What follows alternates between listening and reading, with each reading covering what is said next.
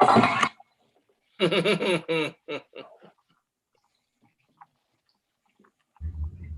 Tom. Hi. How's My whole everyone water bottle today? just spilled on me.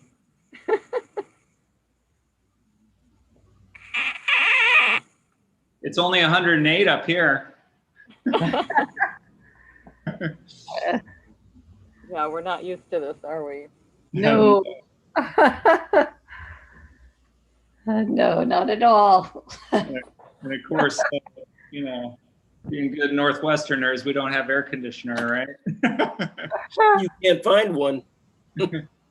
Yeah, did you say Laura's out of town? Tom? What's that? Is Laura out of town? Yeah, so she got called away doing a installation in North Carolina. They changed the date on us, so she's going to try and join from there. So hopefully that works out. Okay. So, It'll yeah. be fine either way. Yeah, great. Is my fan too noisy behind me?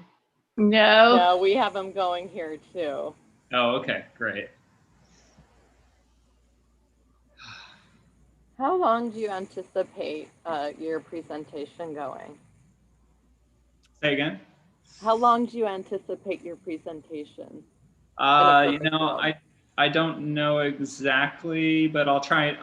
There's a lot of slides. There's like close to 100 slides, but some of them I'll go through pretty quickly. So Okay. hopefully half hour, 40 minutes, something like that. Great, great. So we're just waiting for a few more people. Oh, Jason, are you back in Hawaii? I Yeah, thought I had to beat the heat somehow. Are you standing in the water? Well, it's the only place I can get 2 bars. So if I'm on the beach, I have no reception, so I have to stand in this spot. Sounds like a good spot to in stand. Hawaii, Jason. What's It's that, probably Sally? cooler there. Yeah, it is nice. Yeah, it's beautiful over here. We're in Lanikai Beach. Nice. It's really pretty. Nice. Are you sitting on a surfboard? No, I'm standing in about 3 feet of water because for a reason, this is the spot I can get reception. Nice. I love it.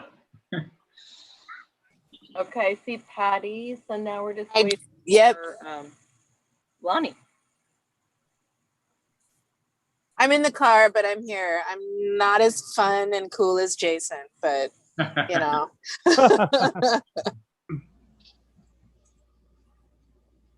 It's Yeah, I just think that 5 one- now, so we'll give her another minute. That one goes down in Zoom meeting history for sure. Yeah, I know. So I'm leaving my camera off.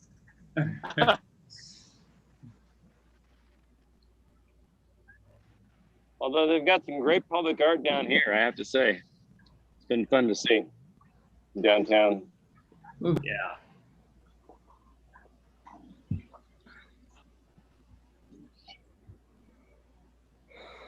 Oh, and I just saw Laura. Oh, hi, Laura. Hey. Hi, Laura. Hey, Tom. Well, we're excited you got to go to the Historical Society. Yeah, that was a fantastic trip. And thanks for the tip on the farmer's market too. Went over there and had lunch and got to meet some folks. And Well, it's a great way to see our community, especially that day was. yeah, it was a perfect opening day. And we And went to Lonnie's Lake there. Wall too. Oh, Lake- good. Oh, Yeah, that was inspiring also. Yeah, Well, let's call the meeting to order because we have everybody. Hi, Lonnie. Hi, from my bedroom. Isn't that nice? It's zooming, It's probably the coolest place in the house, right? right? Yeah, and there's a bunch of hey, kids. Lonnie, Right, hi, good to see you. I'm missing you. Bunch of kids over at my house, so like this is hopefully the Yeah. uninterrupted spot. We'll see. So we'll just let you take it from here, Tom and Laura. We have a sheet of paper that lists the criteria that we originally stated that we were looking for in the art, just to remind us, keep that top of mind, and that we can take notes on as we are talking to the final 3 artists. So we'll let you take it from here. Okay, let me find the share. And since I'm in North Carolina, we're just going to let Tom do the presentation to just make things go a little smoother. Yeah, and we do, I was just telling Sally that we do have close to 100 slides, but a lot of them I'll try and get through fairly quickly, so. My only criteria is really that we leave 10 or 15 minutes for dialogue among the committee after.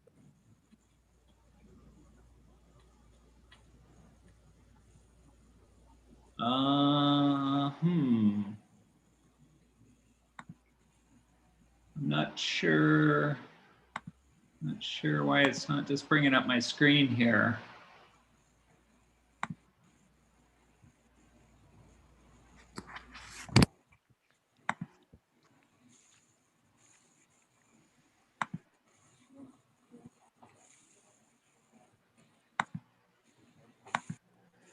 Should we go out and then try? And just a reminder for everyone else to mute.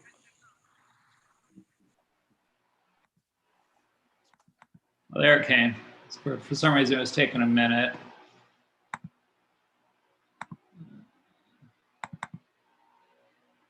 All right. Can everybody see that? Okay, great. Unfortunately, I can't do a full slideshow. I tried it earlier and the whole thing bombed out on me, so I'm just going to do it in this kind of preview mode. Hope that's okay.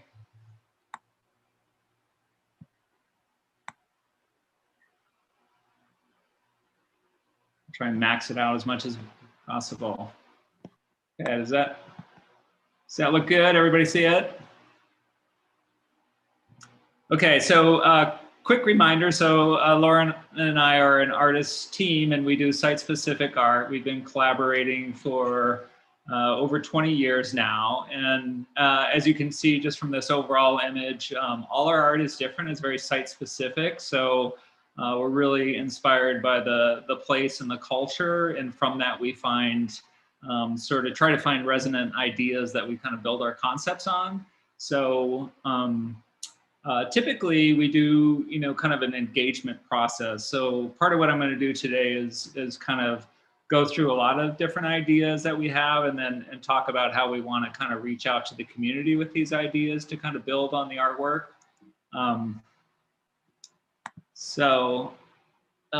Basically, like I said, we're proposing a process as much as we're proposing a set idea. So we actually, I think we have like 4 or 5 ideas in here that we'll go through, some a little more developed than others. I know you guys were hoping for 2, but this gives us a couple more options to explore. I'm going to share a few goals that we had going into this and talk a little bit about some of the community and research and inspiration we had, and then get into the design concepts and the individual inspirations each of those kind of developed on, and then talk about materials fabrication and installation and then the next steps.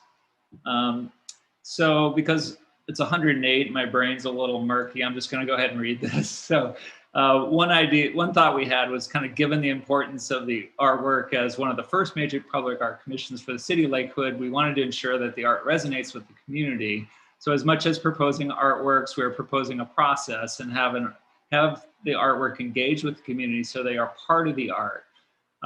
So we think that public art is best when it kind of creates a collective and shared experience that is unique to the place and both reflects and inspires the community. So first of all, I want to reach out again and thanks for setting up the meeting with the Historical Society and Museum there. That was great preview, great info. We supplemented that with a lot of our own on-the-ground research, as well as diving into some of the books and history sites and stuff online. So we just love finding out more about Lakewood and this history of the lakes and the woods. the stomping ground for wealthy Tacomans back in the day, and how that kind of developed into its own community. And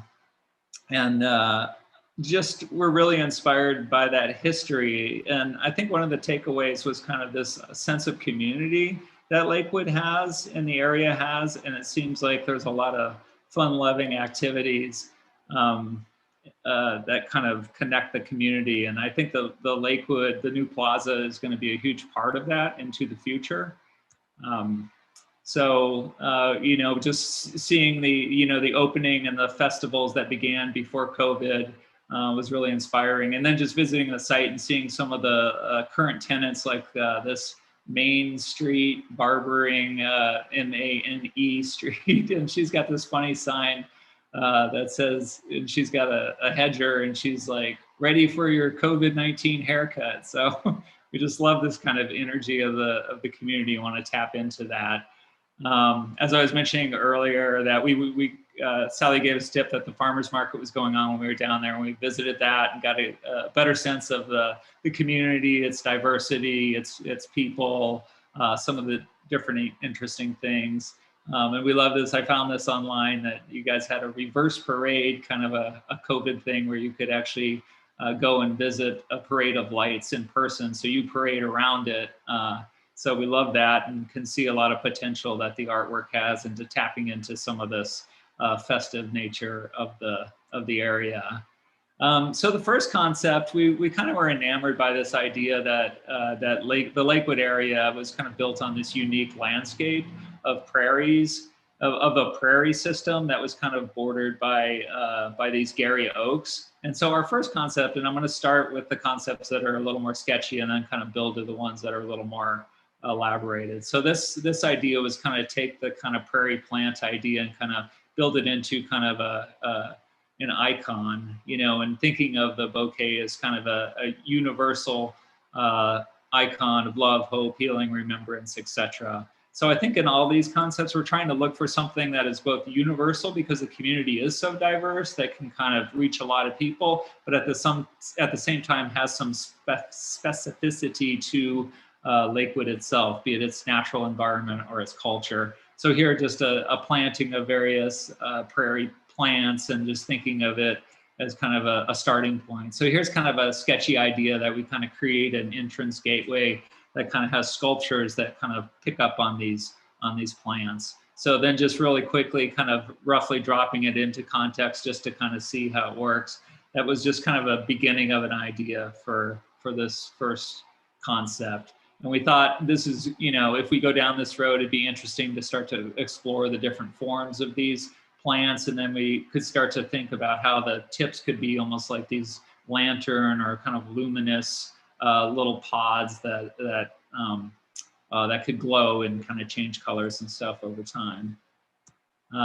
So another inspiration was the Gary oaks. So we love we of course love the stand of trees that's there, and the Gary oaks on the other side. And then read that the Gary oaks is actually this protected landscape typology that's in the area there. So, and we also love the Gary oak as kind of the symbol of community. Each leaf is like a person of the interconnected community. And it has this kind of universal symbolism, sort of the tree of life, the tree of knowledge, the family tree. So we were thinking that this might be a way to kind of connect community in a specific way. So, and the oak, of course, is an iconic symbol of strength too. Now here's a picture of the early meadows, and you can kind of see the trees kind of sparsely bordering the edges. This I think was around 1900. And then at Lakewold Gardens, we actually saw this great Gary oak tree. So it was very inspirational. And then of course, a full-grown one out in the prairie lands would look something like this. But we kind of focused on the leaf for this next concept, and got into kind of the shape of the leaf and the tree, and starting out kind of literally here, just thinking, how would it be if we turned that leaf into a big sculpture, and kind of thinking about this as something very, very bold and simple and iconic, but with kind of interesting lighting effects and done with different colors. So This was kind of the first idea, is just this kind of standing leaf, and you can stand in front of it, sort of almost like butterfly wings or something like that. And then these veins could be, we could have light kind of in channels around the edge of the leaf shooting into these channels. So that idea. And then we started playing with maybe, the leaf could maybe be more, kind of have a sort of cantilever effect and be more dynamic. And so we started with this sketch and then got it into the computer to start to look and see how it could work with the place. So here is a sort of leaf network idea during the day. So again, it's all stainless steel, and it has this, I'll talk more about the materials later, but has these 3-form color panels that are great because they illuminate in the daytime as well as at night with lighting. So it kind of works day and night. So here at night, it'd be really this kind of bold, bright, striking feature that would sit there. So and we were thinking for this one, the site seemed to make a lot of sense, kind of something you could interact with and sort of be part of the plaza. And one more view of it, looking here. So if you zoom in, you can see a little more of the articulation, how it could be this, sculpted metal channel around the edges, and then the infilled color panels. And we could work with the coloring. There's lots of different variations of colors that we could get in here to make it almost, in a lot of ways, it's almost like a stained glass kind of feature. And again, one more just kind of detailed view. So this is all stainless steel in this 3-form, and then the outer channel holds lights, color changing lights that shoot up into these planes of glass. This one got a little clip, but also a great thing about this material is on sunny days like today, it kind of casts the color down onto the ground, so you can kind of immerse yourself into the color. Now, another idea we have, we're really struggling with trying to think about how we can take this diverse community and actually make them part of the artwork. And so we had this idea that, like something that's sort of timeless and universal as the hand. It's, ties to the kind of the workmanship and the idea of work and play in Lakewood, but also more generally with friendship and sharing and helping and reaching out, kind of positive future, reaching out to a positive future. And it also universally connects, the diversity of culture, age, sex, ethnicity. And then, we're trying to think, and I'll talk a little more about it, that, would be great to actually find a way to literally get the community involved where their imprints of hands could become part of the artwork, either through printing or tracing. And we use that as kind of a building block on which to build into the artwork. So here, this of course is one of the earliest artworks. It's, this one's 10,000 years old, but up to 30,000 years ago, people were doing cave paintings of their hands. So it kind of leaves this personal mark, but I love this kind of overlap of sense of community that one creates here. And then of course, all cultures have different types of connections to the hands, from acupuncture to, some of the islanders have, elaborate tattoos. And of course, this one was it Jason out there in the water in Hawaii? The hangless sign. And then of course, there's this idea of coming together, like a team all comes together and is connected. So here again, we're looking for this big, bold symbol for this first idea. And we use the hands in another artwork that I'll elaborate on in a second. But again, this idea that we could get the community to actually have a workshop or go out into the community and get people's handprints to kind of use in the artwork. We thought it'd be fun, like the leaf, to do something big and bold and simple like this, that is really iconic and would really be that kind of selfie picture thing. So we just took the sketch and we kind of like put it into a 3D model just to kind of get a sense of how this might look. And it could be something you could actually pass through. Again, we'd work out the details of how to kind of get the light up around the edge, but we could see this kind of have this sort of beautiful glow. Could be uplights or integrated into the piece itself. So kind of a bold, simple idea, but one that I think that might be really effective. And I'll talk more about how we're going to use the handprints in the next artwork. Another thing we kind of, another idea we kind of thought that's sort of universal, but kind of ties into this idea of lighting at night is this effect of lanterns. Again, another sort of universal icon, sort of the beacon of light and hope, a symbol of understanding, illuminating what was once unseen and therefore unknown, and then through illumination it becomes known and seen and knowable. And then also has these lanterns have this ethereal connection to the sky, stars, and the sun.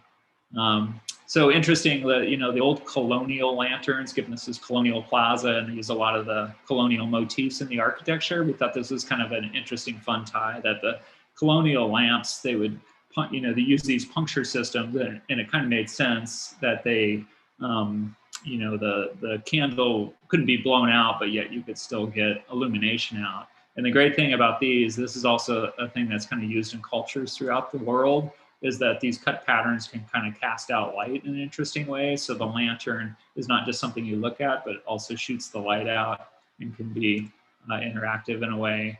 And we love, you know, a lot of cultures have special ceremonies using lights and lanterns. In Korea, they have a huge lantern festival to celebrate the birthday of Buddha.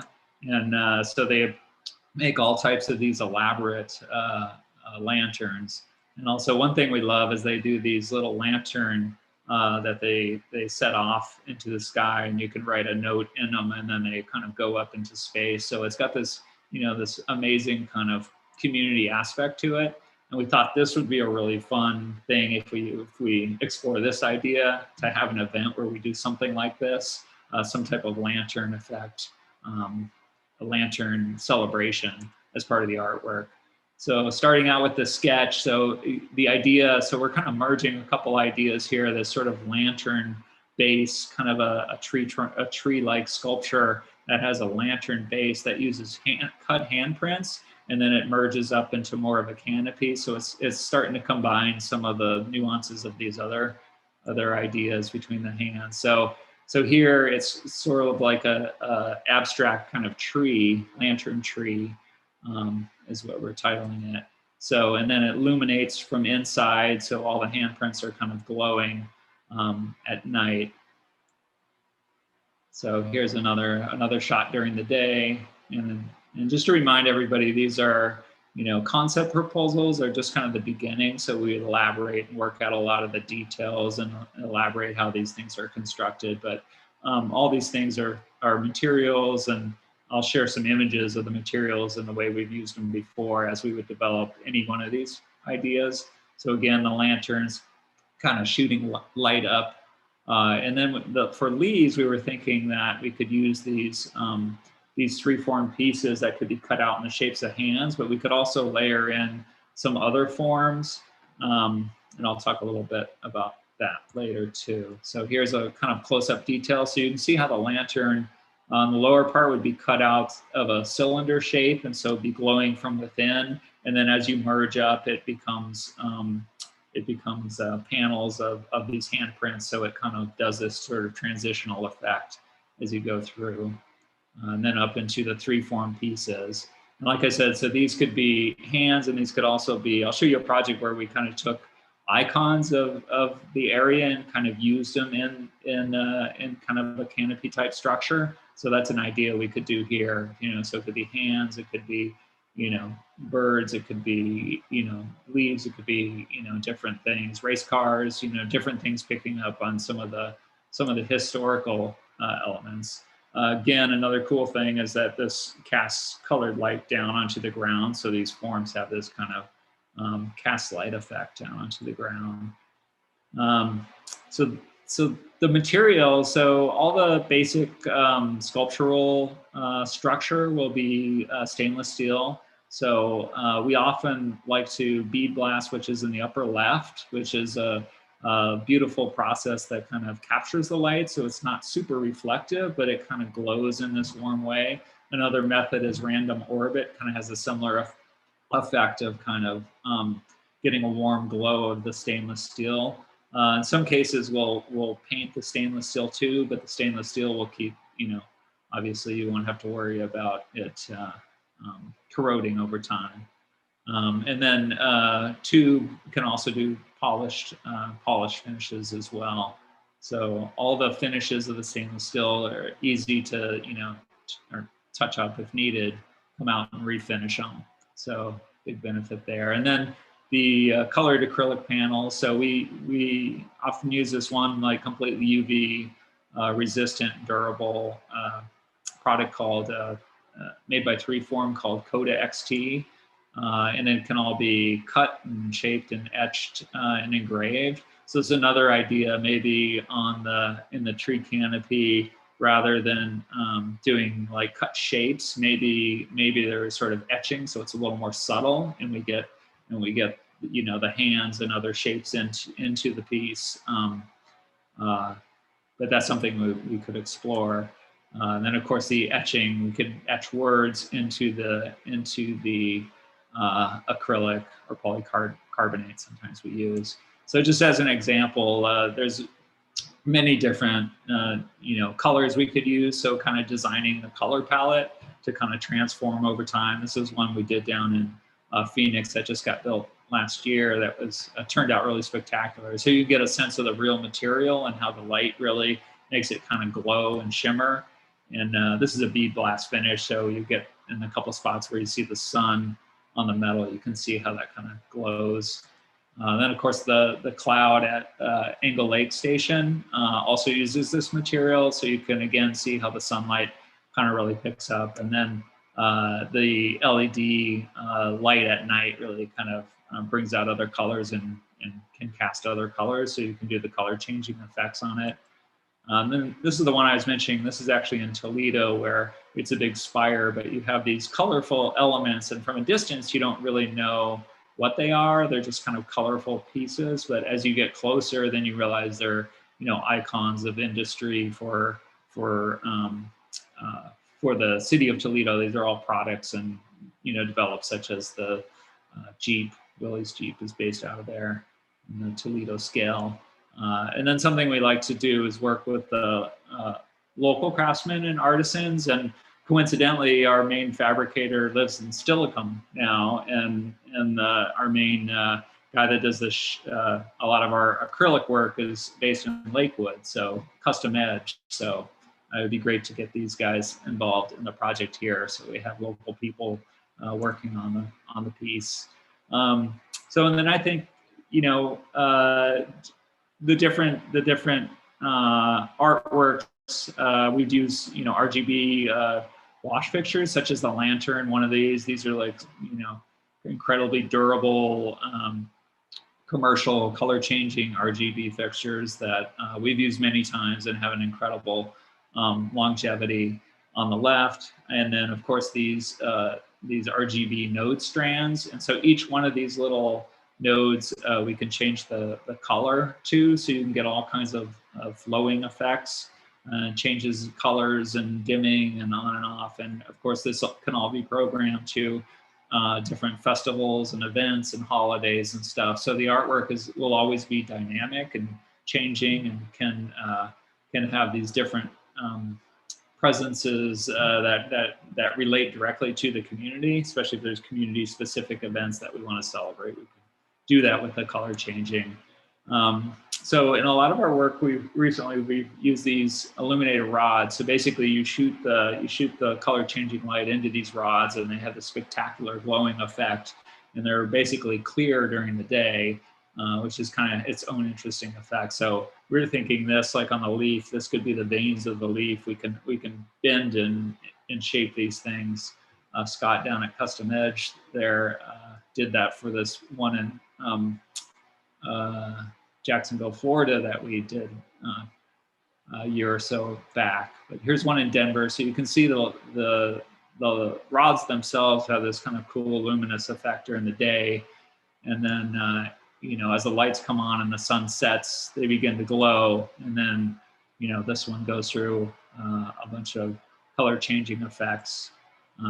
So you can see, and this is always, here the colors are always kind of moving around and around on the piece. And this is the one in Jacksonville I mentioned. So Scott shaped all those rods, and each one has one of the color changing effects. So the colors are kind of swirling around this kind of flower or jellyfish kind of feature. And then a project in Nashville where we use this for this material. The color changes kind of flow the direction of the river. The sculpture is based on the meandering shape of the Cumberland River, which runs through Jacksonville.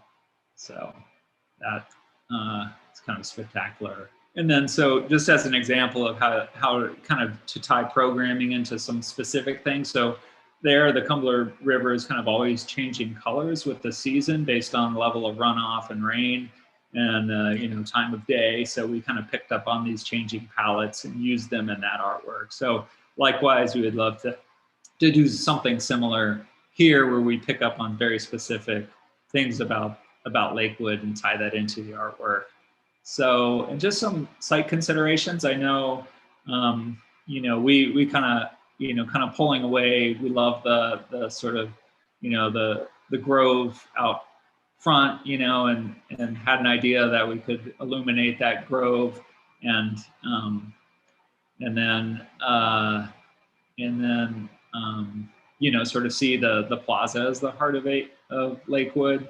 And so there's kind of the two experiences, sort of the drive-by on the road. But once you get into the plaza, we like the artwork kind of being a little more in the plaza. So here's some Sally sent kind of showing kind of the key locations. So I think our preference would be kind of be more on the right side of the screen here, more the entryway side, and then up near the plaza for some of the artwork options. So here we can kind of see, like pointed out, so the gateway could be the tree and sign lighting, and then the gateway option with the reeds could be option A or option B, and then of course the leaf or hand could be on the theater side of the corner there. Although we could see maybe the hand over in the grove might be kind of cool too, but we like that connection to the plaza.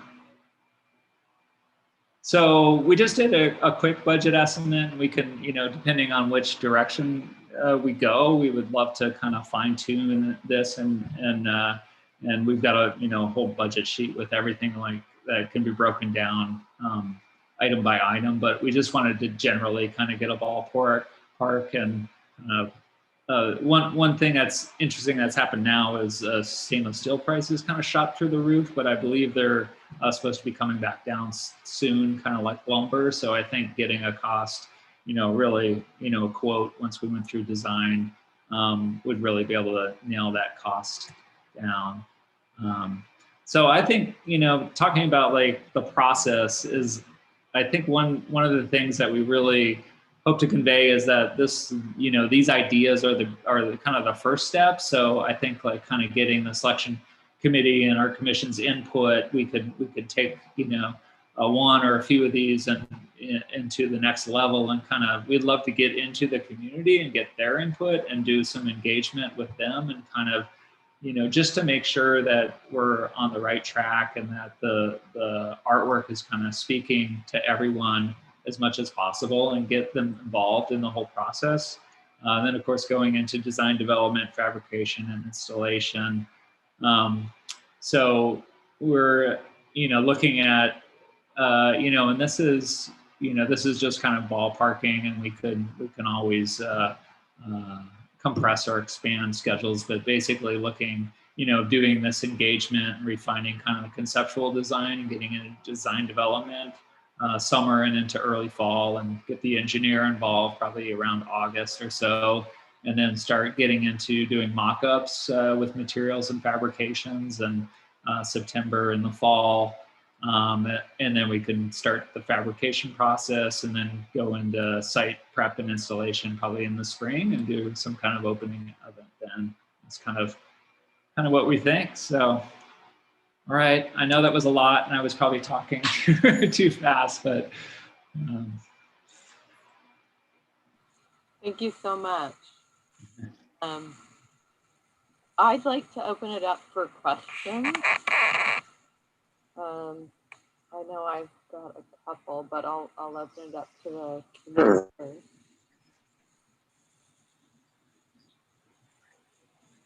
Trying to find my hand function here. We can hear you.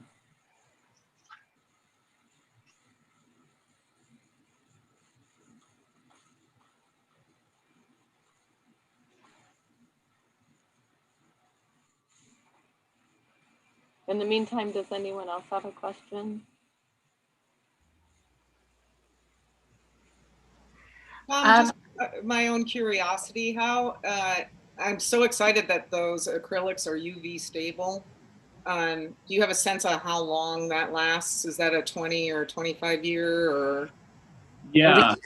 Yeah, they've had some installed. We did a project down in El Paso, and they had done this giant canopy with the material that was done like 20 years ago, and it was still completely fine. So I think they have like a 10-year guarantee, but the product's shown to last even in a super UV place like El Paso, Texas for 20 years. So yeah, they really have designed these materials now to be completely UV resistant. So yeah, I mean that's fantastic. Like using it in Phoenix and stuff. They've totally seen it. That's epic. I'm excited about that. Yeah, I know. It's really cool. Yeah, very. Are those acrylics easy to replace if needed, if they were ever damaged or something like that? Yeah, well, it's interesting because it's like we say acrylic, but sometimes they're polycarbonate. Depending on the particular ones you use, but they actually use it for bulletproof glass, so it's incredibly durable. So yeah, they and there's different finishes you can get to. So sometimes if it's like completely like glass smooth, it might show more stuff. So what we do is they have this like really light texture called a stucco finish. It's not like super stucco-y, but it has a little bit of a finish on it that makes it even more resistant to any type of scratching or anything like that. So yeah, it's pretty amazing stuff. So. But as far as replacing a damaged piece, the way it will be fastened to the sculpture, can accommodate replacement pieces.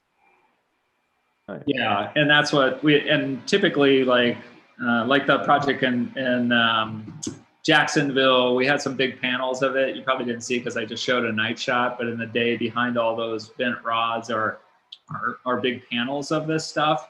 And so what we did is we just produced a certain number of extras. So if there is any problem over time, you can just unbolt those ones and rebolt some new ones on there. So yeah.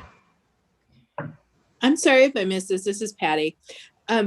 About the lighting. So is it programmable or is there like how? Okay, so I may have missed that when I was driving. Okay. Yeah, awesome.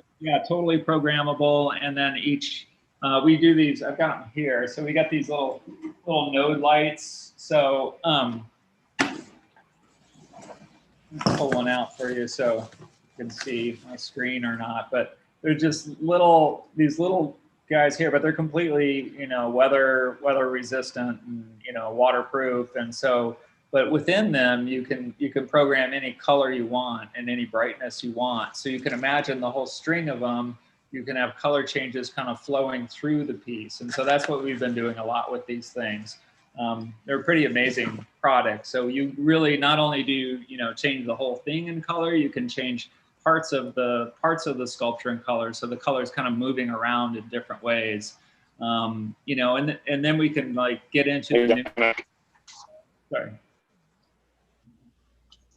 the nuance of programming for different nights of the week or different things. So we can be very subtle on some nights, maybe even, sometimes we'll do like, maybe it's a full moon night and we want to kind of do like yellows and whites, and then, and then some other night it's, festival. So it's lots of bright colors and lots of movement. So. Great. Thank you. Is the fact that we don't own any buildings there to place these electronic things, is that a problem? Because we don't own any buildings there. No. So if there, is not a convenient place to put put it's really the programming thing. If there's not a convenient place to put that in the building or in the, like the museum, since it's right there, we could do an outdoor box. And we did this also in Jacksonville, which is on a big parking garage. So we just have an exterior climate controlled box that houses the equipment. So that's easy enough to do. And, often we'll try and, tuck that into, like some kind of design seating at the base of the sculpture or something like that. So, yeah. And sometimes I think in Denver, there was a big electrical cabinet nearby. So we ended up just putting the stuff in there. So that was convenient. There was space and it was close by. So it worked out well. Can I ask a question about Oh, sorry, Jason, you're cutting out. Can you hear me all right now? Oh yeah, just came in. So I just had a question on the dimensional sizing of the potential steel for the different configurations. Is it pretty thick in diameter so it would withstand abuse and people leaning on it? That kind of a thing, either with the reed concept or the tree concept with the leaf? Yeah, definitely. Everything will run through the engineer, and we'll we do mock-ups, but typically the engineers design things that can withstand any kind of definitely any kind of like touching. I mean, really, it'd be I know some of the they have like huge wind loads, and they have to calculate, say the piece is covered in ice and you've got this massive wind load hitting it, or right. whatever. So yeah, we'll have the engineer involved, and everything will be super durable. And if someone like were to climb it, or multiple people climb it, it would be fine. We just make sure it's like super Got strong. it. Of course. Well, I love the concepts. Thank you. Great, thanks. Yeah, I had a question about the prairie concept. There's a great deal of interest, as you're probably aware of, the prairies that were in our region. And there's a lot of ecological and scientific research that's been undertaken lately about the disappearing species of plants. And I'm thinking about your engagement potentially with the scientists in the area that are working on, and maybe incorporating some of these species that are very highly in danger into your first concept, which I found fascinating, and making sure you have time to talk to the ecologists and environmentalists who are working on this. It's very exciting. There's a lot of interest in it. That sounds like a fantastic idea. We were working on the seawall up here in Seattle, and we actually connected with the scientists that were working on the seawall texture.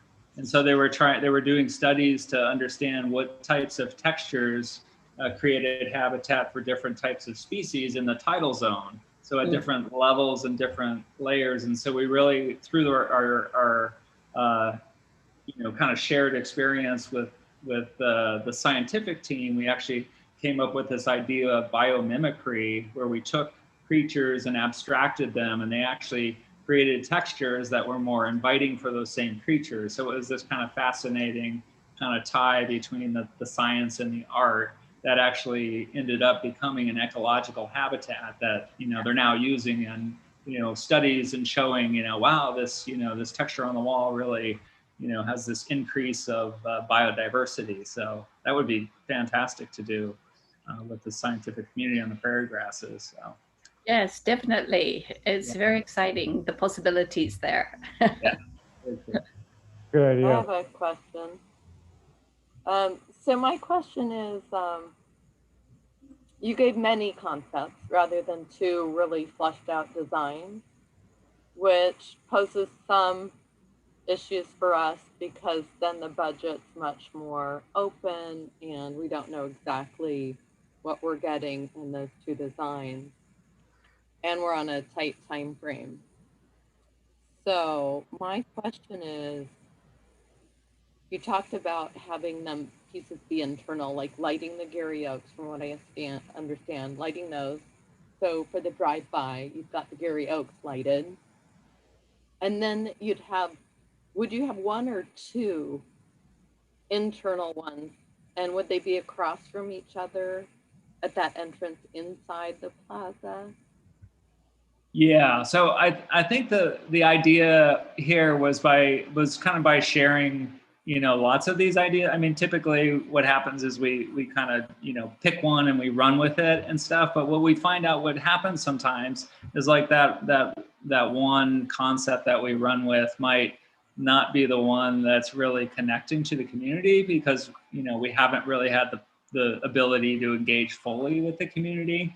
So I think in this situation would be fantastic is like, the you guys, and then maybe the Arts Commission, and whoever weighs in, and then from the feedback of these different concepts, we can narrow it down to one or two, and then kind of go to the community with those, and then kind of further narrow it down. So I think, again, like I was trying to say at the beginning, is like we're proposing kind of a process as much as just the quote unquote idea, because I think what happens all too often is like with a concept proposal is like the artist will commit to some idea and fully develop it, and then it kind of bypasses this community involvement, and community involvement becomes a little bit of a tack on at the end, rather than fully being engaged in the artwork. So that was our hope with these ideas, is that we could do kind of narrow it down with you guys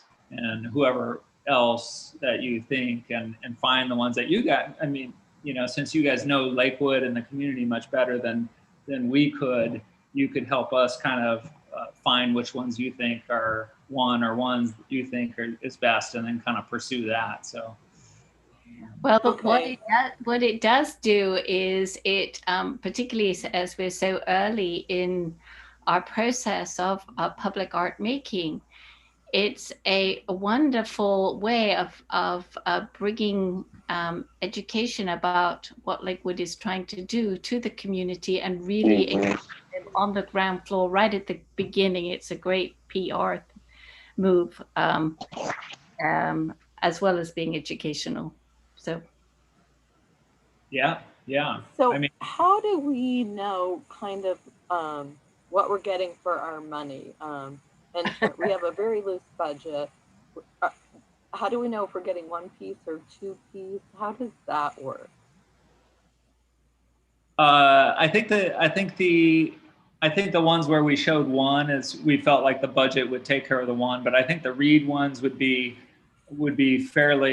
less expensive, because we'd basically be using tube that we can roll, and it's much more economical. And that thought there was that was an economical way to kind of do something on both sides, and then the ones that the leaf is more involved sculpturally, and so it would be a single piece. And then same with the lantern tree, much more involved, and so that would be a one standalone piece. So something like the lantern tree, in your experience, would there be a lot of preparation needed to the site for a piece like that, as far as foundation goes, electricity goes, things like that? I mean, I think the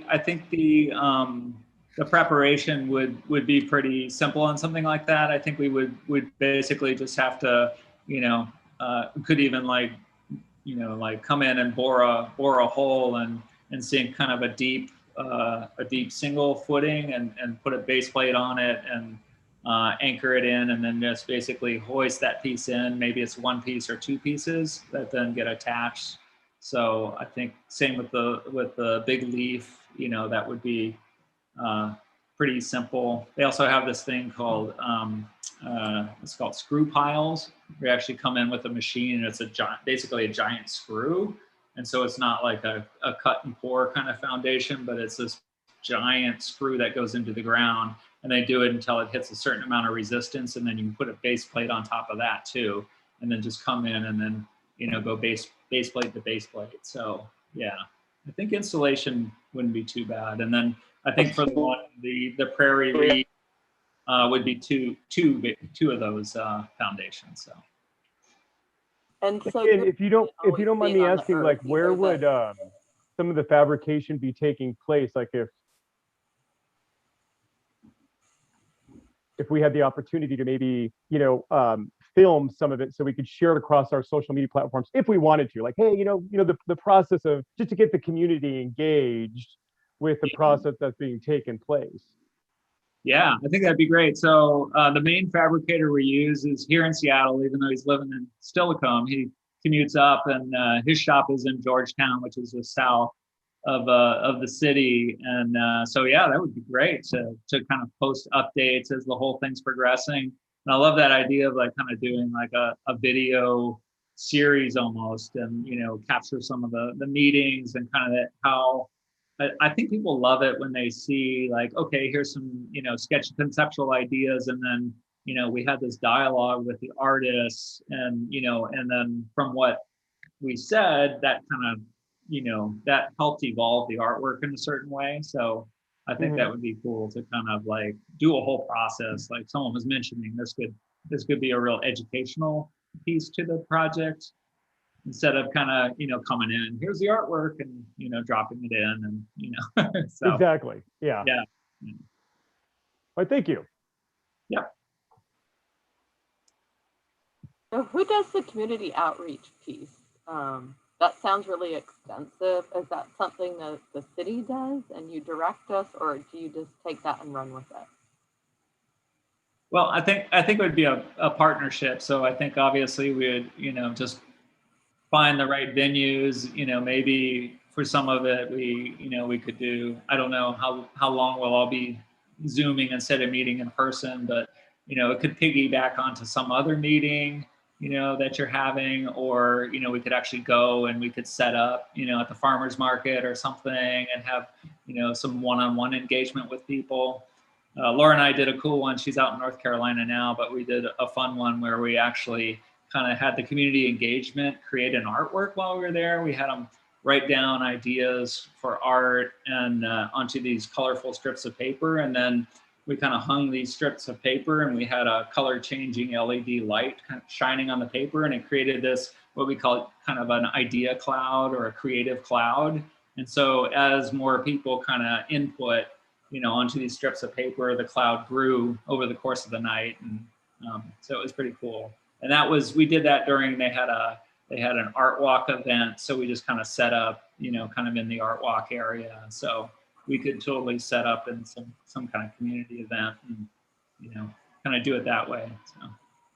But I think I would add that, in this case, we'd probably go into the community engagement with an idea through you all about which of the concepts to pursue, and, look for input in the refinement. We wouldn't want to take all these concepts to everyone and ask which one do you want, because I think that would create chaos.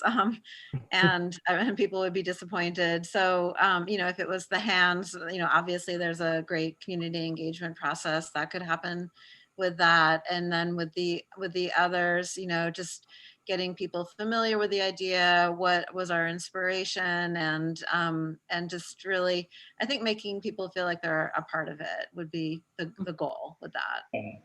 Yeah, and then I think like connecting to, we often find there's kind of like key people in different parts of the community that are great kind of conduits into those groups. So it would be great to kind of meet some key people, and they might say, oh, this would be fantastic. Like I could share this with this group, or, you guys can join, join in this meeting for, the last 10 minutes or something and present these ideas. So. I have a question. So you had the hand idea, the hand concept, and then you had a tree with hands on the base. Yeah. So are those kind of two of the same? I was a little confused if that still was handprints. Yeah, so the one is like the lantern tree. So again, we're using that hand symbol in a different way. And then the other one is sort of the big iconic, just a outline of a hand, which is just sort of this big, simple, like kind of beautifully, like kind of bold statement. So that one, it would be harder to get kind of that community nuance into it, but we could explore kind of ways to kind of make sure that we had an engagement component to any of them that we picked. So, And then, so from what I saw, you're thinking of putting them all in somewhere in the earth, but nothing on cement. Is that correct?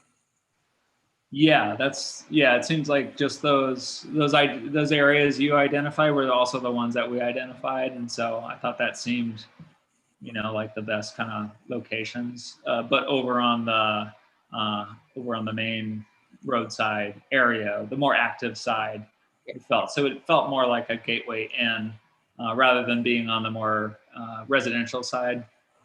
Okay. And then your budget didn't include the cost for your work. I didn't see. Yeah, the design. I think that our budget would be the community development and design in there. Yeah. So again, at this point, it's pretty ballparkish, but based on other projects, this is kind of in the realm for the scale of project. What we take, and Laura and I, typically kind of do whatever we need to do to make sure that the art is where we want it to be. We don't Mm-hmm. So that price tag is so much lower than most of your art work, but you really feel like with these design concepts that you proposed here, those are I think being creative with the and being economical with the materials and stuff. I think what we've got in here is pretty doable. So I know it just takes some refinement through the design development process and stuff. So, but most I think all the materials we've used before, so we're familiar with the costs and what it takes to kind of get things from raw material into the forms. And I don't know if this is a fair question, but I would like to ask you, if you had to pick one, what would it be? Good point. That is a good question. I don't think at this point I really could do that. I like them all in different ways. So I think we had bounced around a few other ideas, and so these are the four we like the best. So I think maybe Laura has more of a preference, but I do kind of tend to like them all. And not that I'm dodging the question, I really do think they all have merit. We were just I'm just asking to be fair on some level. We asked for 2 designs, and the other artist really honed in 2 designs for the request. Yeah, I think reason. Yeah. So I think we started, with I think the most developed, probably we started with the oak leaf and then the lantern tree. So the oak leaf was like very iconic and simple, and then I think the lantern tree was much more layered and complex. And so we thought those two, but we felt like we should share these other ideas, because I think even though we didn't fully develop them, we thought they were interesting. And again, always feeling like, sometimes in these proposal processes, you just pick something and then it's not really what's resonating. So.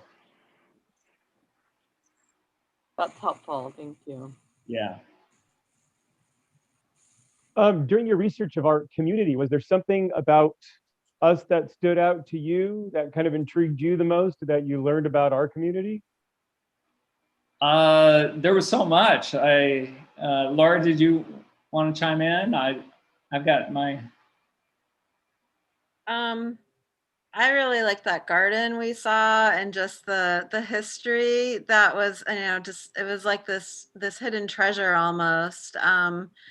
And just that I think just there were some mansions and things that we researched and came across and read about that were really intriguing, and just had no idea they were there. And I think it's just like this kind of hidden elegance of the place really struck me. And I did like the Gary Oaks out front. And I noticed, Tom, you didn't share my lighting rendering. Laura, it was in there, and I mean, I had it in there, and I think when the whole thing crashed on me, I think it must have dropped out. So sorry about that. Like, what was that dropped out? She had. I have it pulled up. I just opened it, but.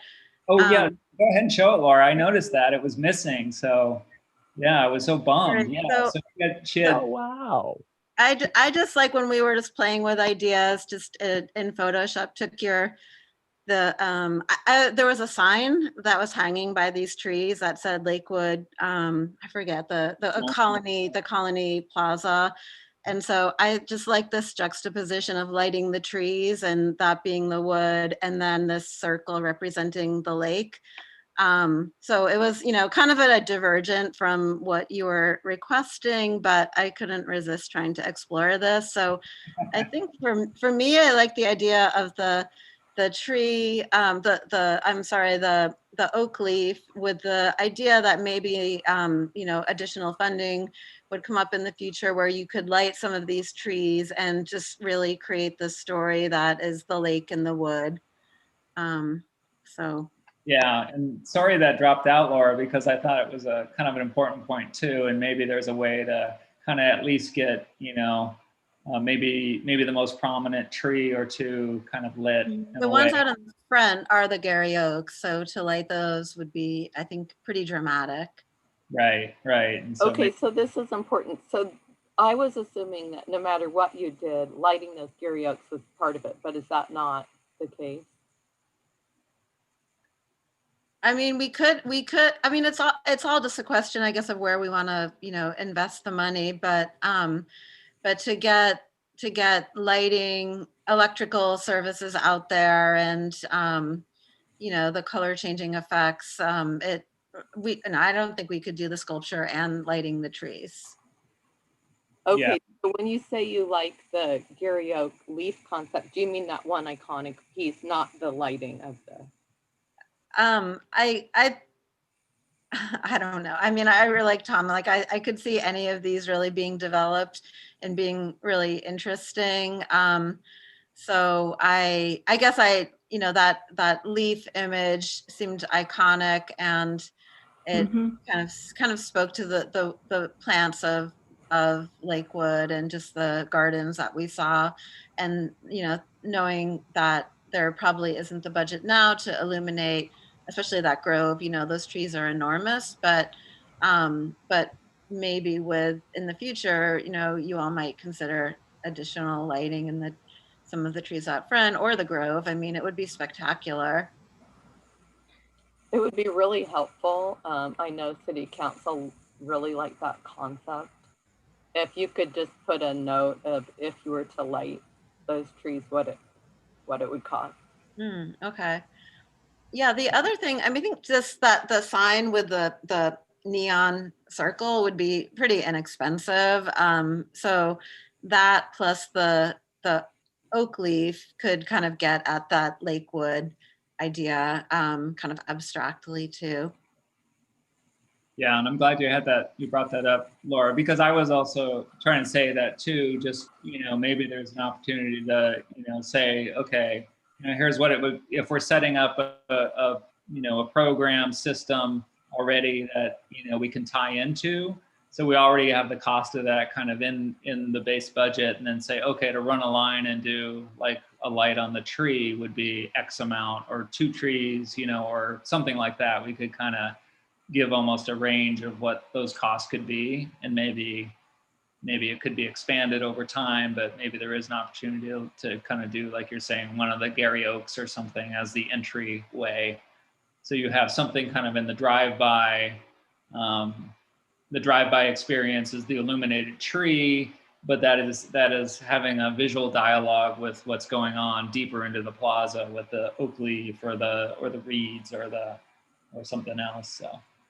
Yeah, Oh, sorry, Laura, go on. I was just going to say, like, we really don't know much about what electrical, what the base conditions are. So I think that would be We noticed there were some light bulbs in the tree, so there is some power out there, but not quite knowing what the power situation is. It's a little hard to say right now what we could achieve with the budget.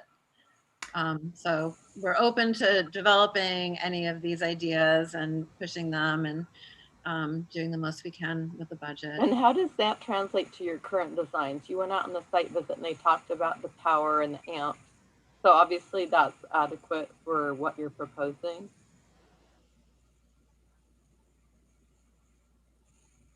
Yeah, I think someone mentioned that in the plaza area there is power available, so we know that. So we're assuming we don't have to make any long electrical runs to that, but we never like kind of explored the Grove as far as what's the electrical availability out there. But like Laura said, there's lights, old lights in the trees, so there must be power somewhere out there, but we don't know enough about it to say. So basically, if you do have to do some long run, it'd be more costly. Would if the groves were lit, illuminated, and the sculpture as well, would there have to be electrical connection between the two to make the lighting effect seamless, or could they just be set the same setting, so to speak? Do you see what I mean? Yeah, they could be set the same setting. Yeah, true. But then, yeah, I was just thinking if you're sharing the controller, then you can have them sync. But you can actually take the, if you had two controllers, you can just sync them up, by timing. Just have the programs run similar, or they could, you can kind of coordinate the two of them just through the time of the program, even if they're not physically linked. It's the data that has to run to the separate fixtures. So one controller could probably handle all of the lights, but it's the running the lines. It might not make sense to go from the back all the way to the front, like, I guess burrowing under the building. And so we'd have to think that through. Of course. I was going to say, because if you had them on either side of the planters, that one planter has power, but the other one doesn't. So okay, you've figured that all out. We have not figured everything out. I mean, this is a concept proposal, so the next phase is figuring everything out. So, we think these ideas are just, they're in the gestational stage, and we're, confident we can figure out a way to achieve them, but we haven't developed all the details at this point. Yeah. Yeah, and we're not doing anything that is complicated, because we've done similar and way more complicated things than this. So we're excited, and we feel completely confident whichever option or options we further develop. It's gonna be way better than what you've seen today. So sketch that's brought into a computer, and then you kind of it's kind of this tough process now. It's like you bring it in the computer and it looks done, but it's not. It's like there's a lot of refinement to it. Every little connection detail and the form, and working it all out. So. But it's fun to do that too, because you can see it getting better and better and better. And so, well, Susan has something to say, and then I'm going to do a time check because it's 6:06. So Susan, I was just going to say that you do have a wonderful track record of success. Your work is very much appreciated in the various communities in which it is established. Great, thank you. Appreciate it. Thank you so much. So our group will stay on, and we'll say goodbye. Thank you so much. Daryl, did you have a question, Daryl? A real short question. In terms of frame of reference for everybody, how does this project compare with the Angle Lake in terms of its expanse? What do you mean? The Angle Lake sculpture. Yeah. I see similarities in terms of distance, and it's similar in terms of being a rectangular shape, and the plaza is a rectangular shape. do you see any comparisons in terms of possible structural problems or things that you'd have to deal with? Well, that project is interesting because the budget for that project was about $500,000, and the vast majority of the budget went into the columns that hold up the cloud, and so it's yeah, it was a completely unique situation where we're building this thing on top of an aerial guideway and putting all these cables in tension. So it had a lot of structural complexity, but the acrylic discs were the least expensive part, honestly. So I don't know if that answers your question. I guess I don't see. In terms of materials, yeah. are there materials that are completely out of the question for this project? You mentioned stainless steel and bead black. I think we're talking about the same materials, but on a smaller scale without the structural craziness. Okay, thank you. Yeah. Being up on the aerial guideway between the two light rail lines, it was just a structure. It was just a lot of structural concern, and a lot of budget went into that, and having all those cables in tension. So this would be way more budget going directly into the art and not into the thing that holds up the art. I find that helpful. Thank you. Yeah. Thank you. Thank you so much, Laura and Tom. Really, really appreciate all the time. Thank you. Okay. All right. Nice to talk to you. And everyone else stay on, please. Thank you. Thanks, everyone. Thank you.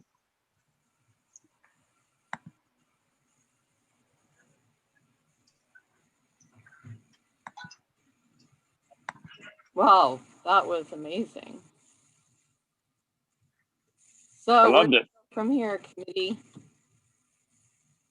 Loved it. Yep, loved it. Yeah, was very impressed. They incorporated so much about Lakewood, and then they hit on all the stuff we were talking about, like lighting and all the things that were super important to us. So I was here for it. I would really love if we could somehow swing lighting the Gary Oak Grove as well. I mean, it'd be great if they could let us know what that additional cost would be, and maybe that could already be factored into the budget as it stands. But it'd be great to kind of know that element to see how much that would actually be. I think that would have to be an add-on, but I don't see a reason why they couldn't provide some information on that. But it's probably going to have to be an add-on to the central piece. Certainly something we could pursue funding over time. I think it would look good too. It would just be spectacular to have the lit artwork and then use that natural component that's already existing. Yeah. Well, I like it because it really does give a kind of an entrance into that area of the city. And it's, what we were looking to accomplish a long time ago when this whole thing came up. So I think they hit the mark pretty well with some refinement. I agree. Yeah, I mean, I liked the Gary Oak one, and I also kind of liked the hand too. I mean, I could see the hand kind of going somewhere. Maybe not so much like this, but maybe in a certain other design. But I kind of liked where they were going with that concept, especially if you lit the whole ribbon of it, and then you could also walk through it as well too. I thought that was a pretty interesting idea.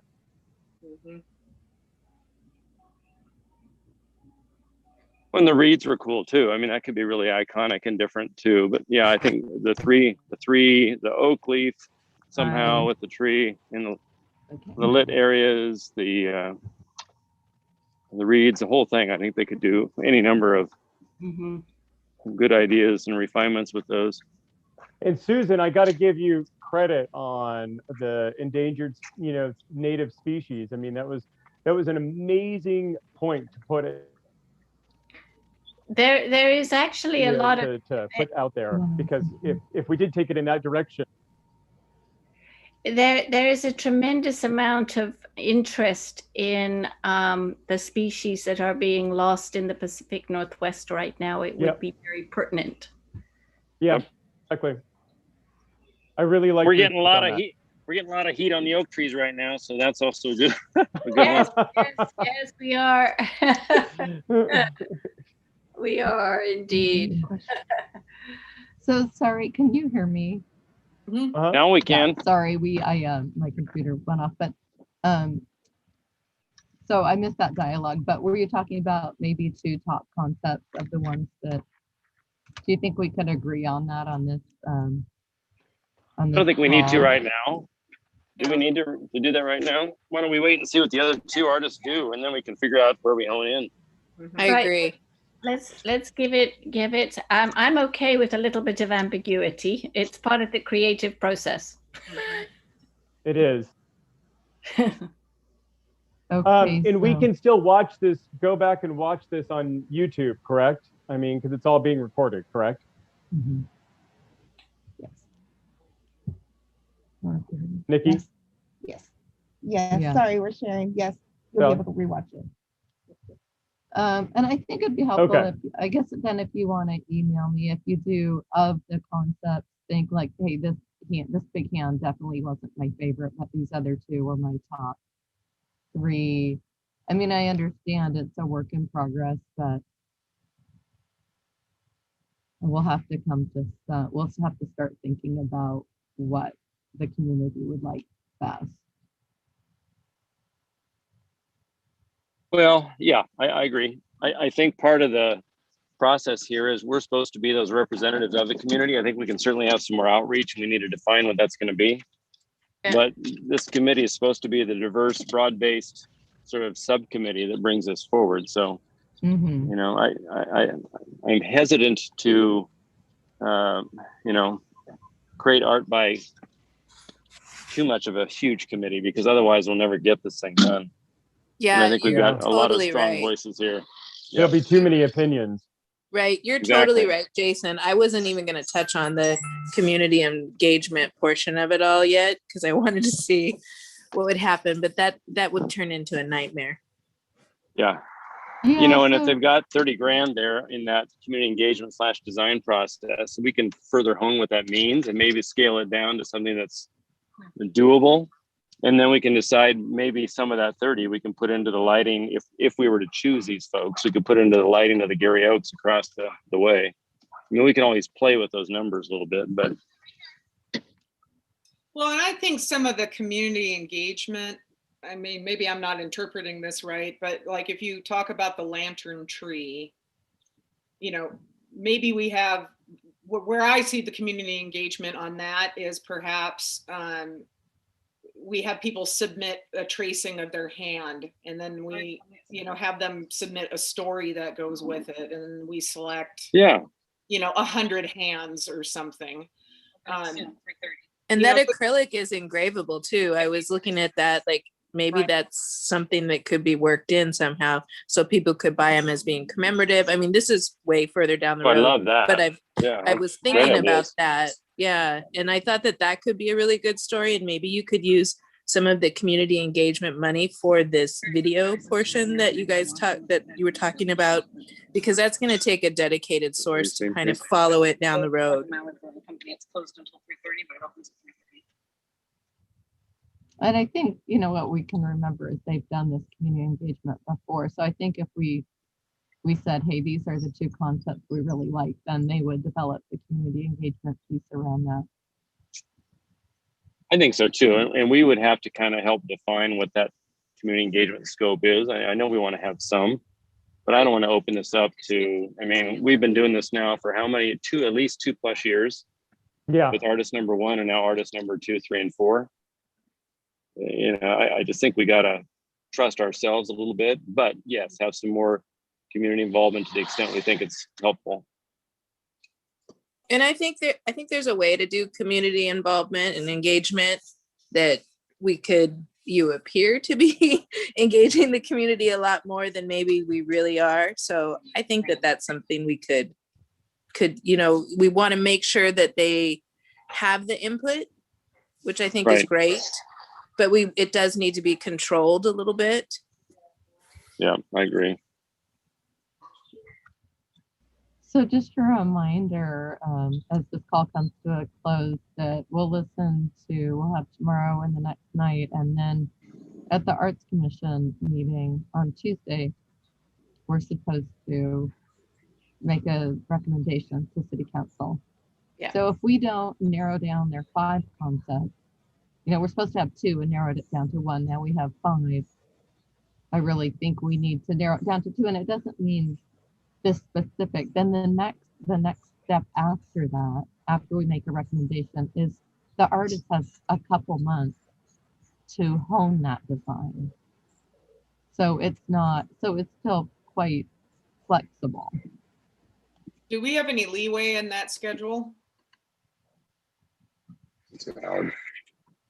I mean, I like if, we can do whatever we need to do. okay.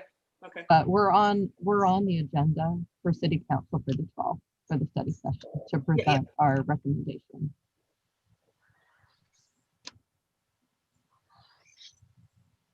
Yeah. So why don't you all think okay. about it? Go ahead, Lonnie.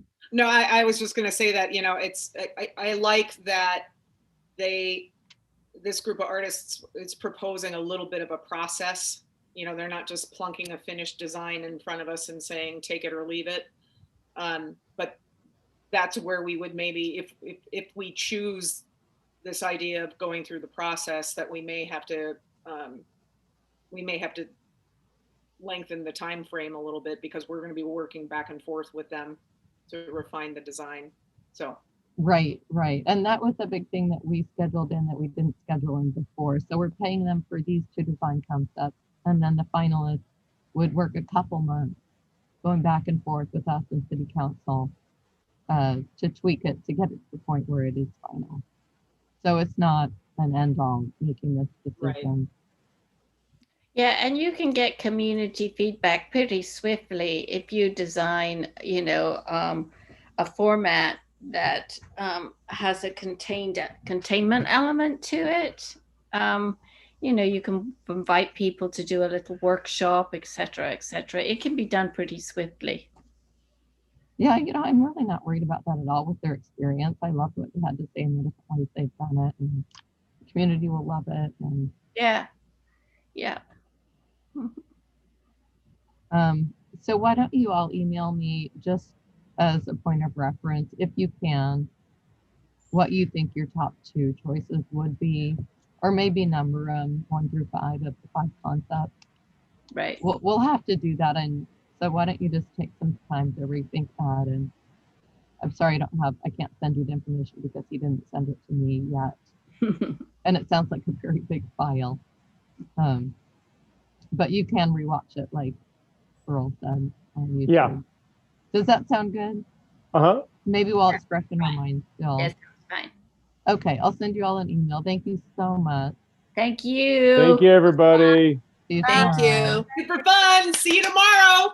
Bye. Bye. Bye. All right.